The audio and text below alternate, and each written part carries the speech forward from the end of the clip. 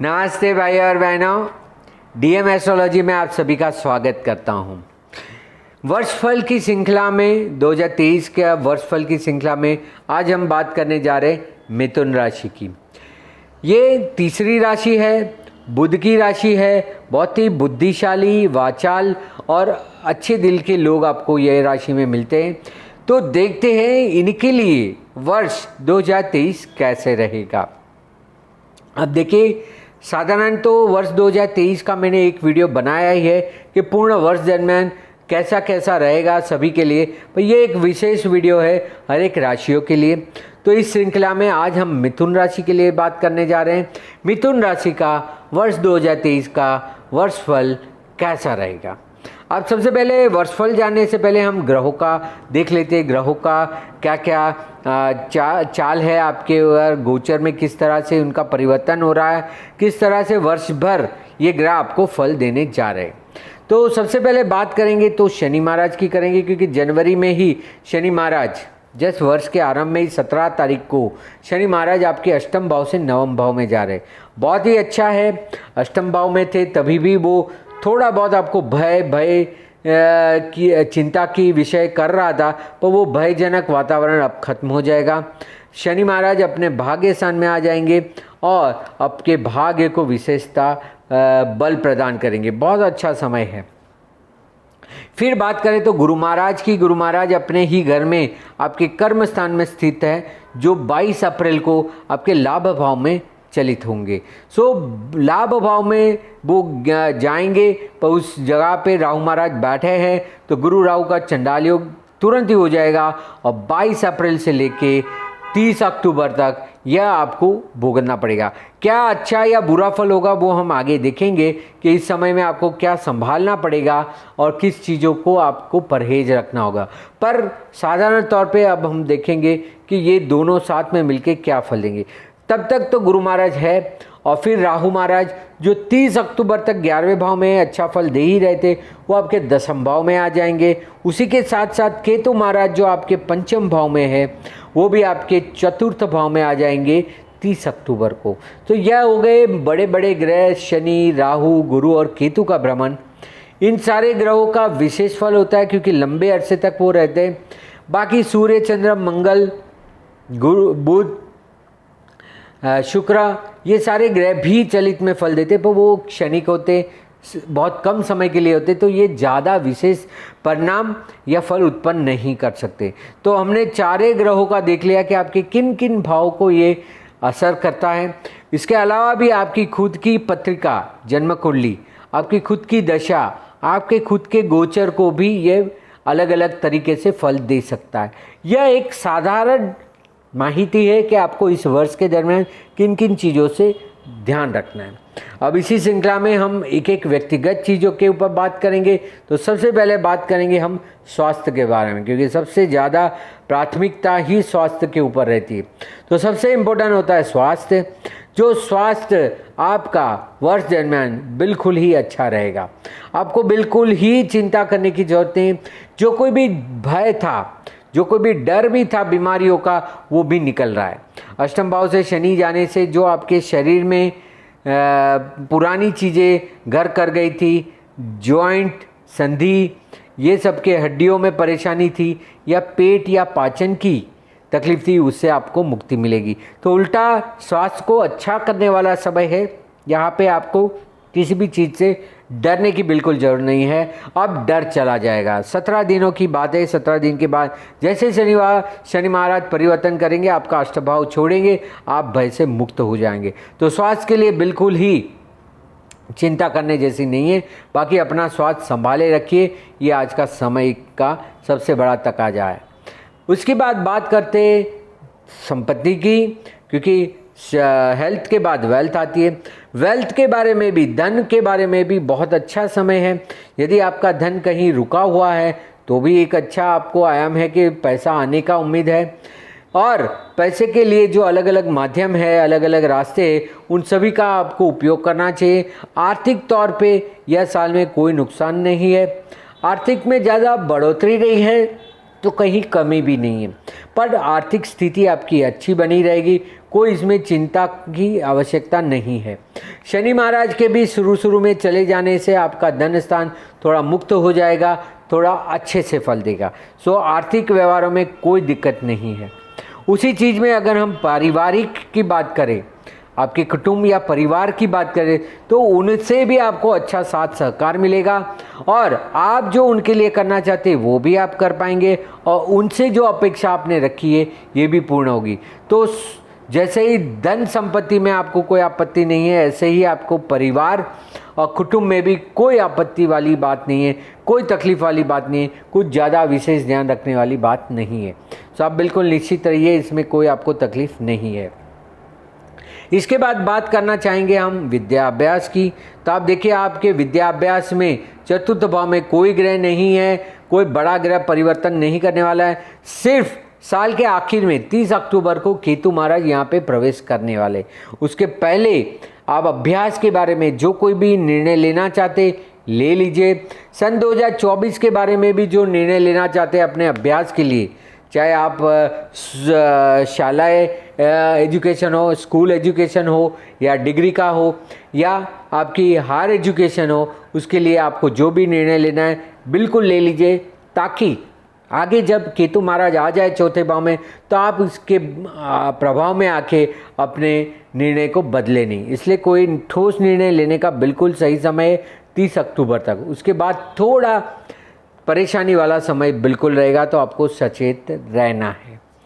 उसी के साथ साथ जो उच्च अभ्यास कर रहे हैं उनको अभी कठिनाई है, चाहे मास्टर डिग्री कर रहे हैं, सीए सीएस वगैरह जो भी मास्टर डिग्री कर रहे हैं, पीएचडी कर रहे हैं, उनके लिए बिल्कुल थोड़ा कष्टदायक समय है, क्योंकि आपके पंचम भाव से केतु का भ्रमण हो रहा है, जो पिछले साल 8 महीना रहा और ये साल में 10 महीना रहने वाला है।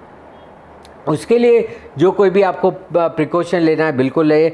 आपके उच्च अभ्यास में बिल्कुल फोकस रहिए। अगर दिक्कत आ भी रही है तो अपने पूरे कॉन्सेंट्रेशन से उसके ऊपर लगे रहिए, बिल्कुल ही ध्यान विचलित ना करें और उच्च अभ्यास में बने रहिए।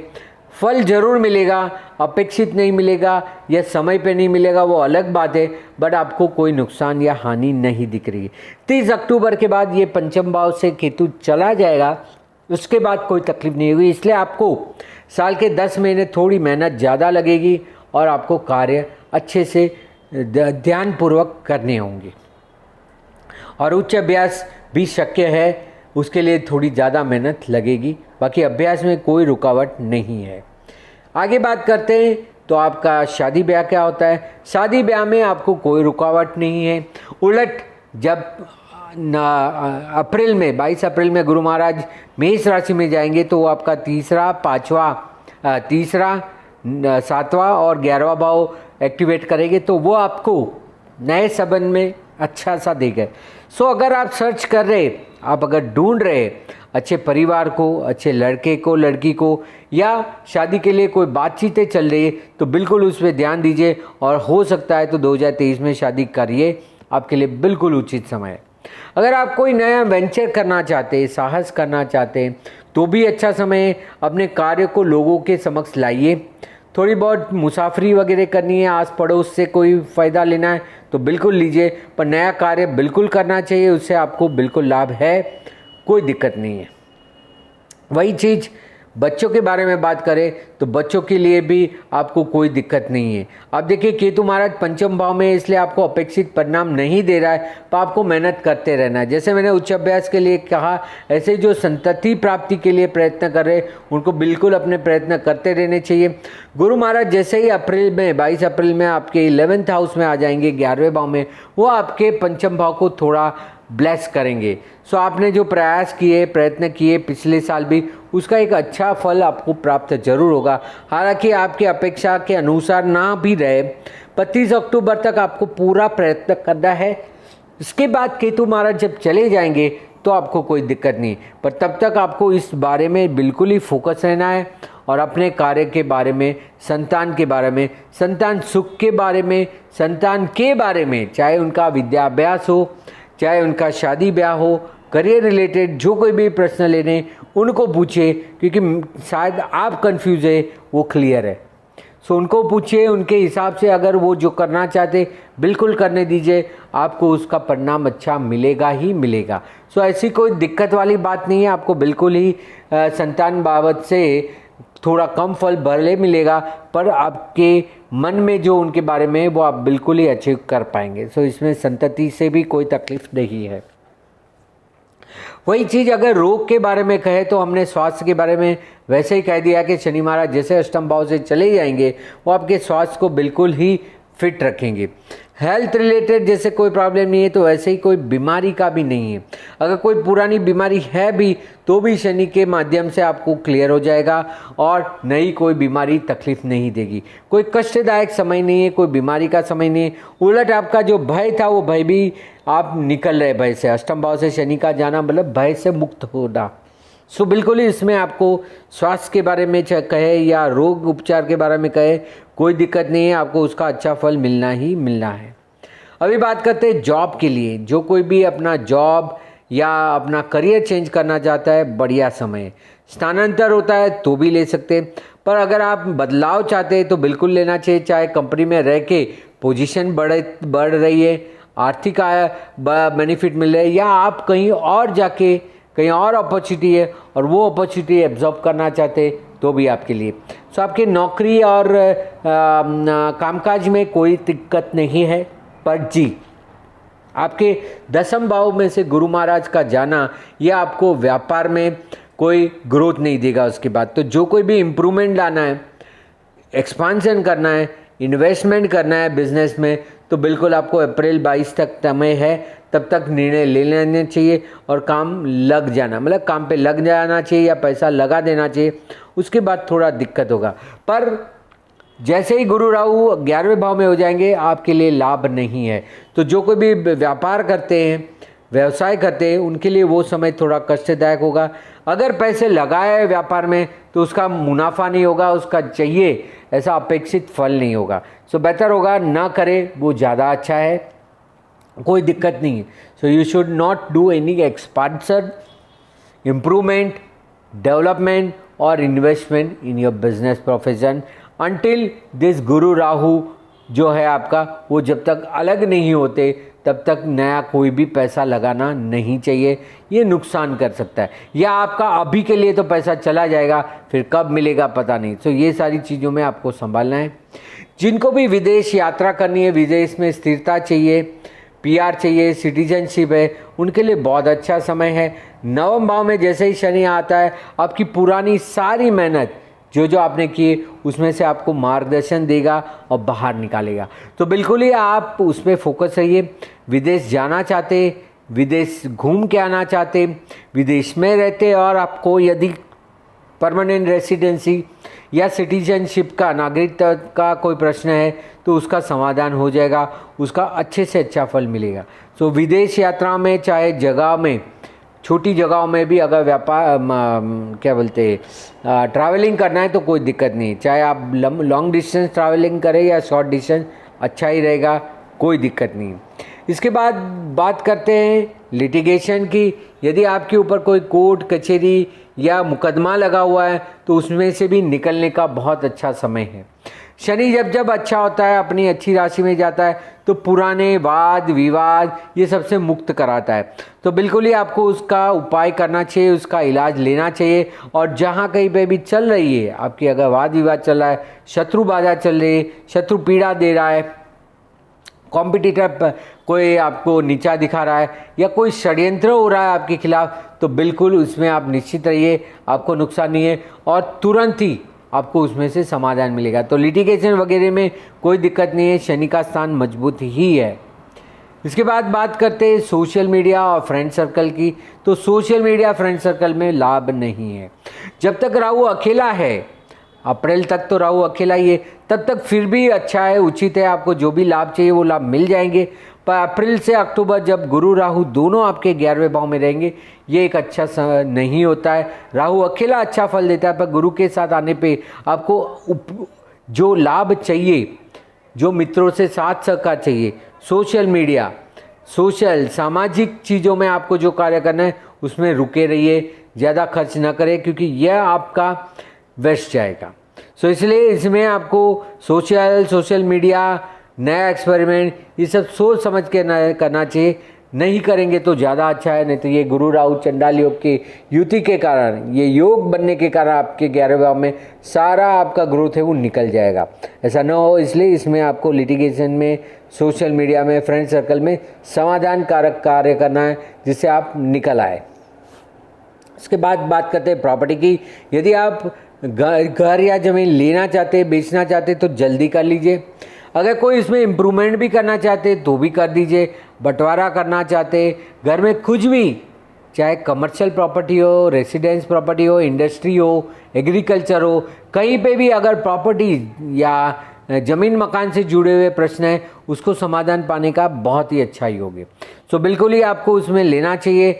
घर वगैरह जो है वो अप्रैल तक ले लीजिए, क्योंकि अप्रैल के बाद यह डिफ़िकल्ट हो जाएगा। केतु महाराज चौथे भाव में आ जाएंगे, आपको अपेक्षित जगह नहीं मिलेगी। वही 10वें भाव में राहु महाराज आने पे आप काम पे लग जाएंगे और आपका ध्यान ज़मीन मकान में से हट जाएगा।